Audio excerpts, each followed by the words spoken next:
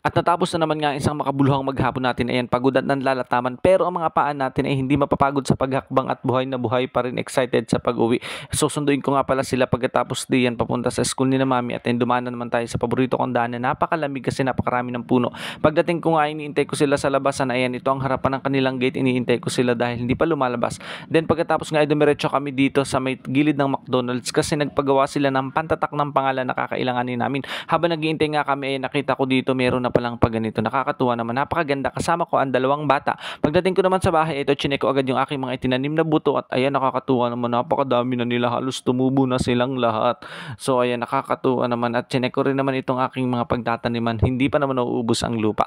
Pagkatapos nga namin maghapunan, ito nagpapahindag na tayo, nagtutunaw na tayo ng kinain.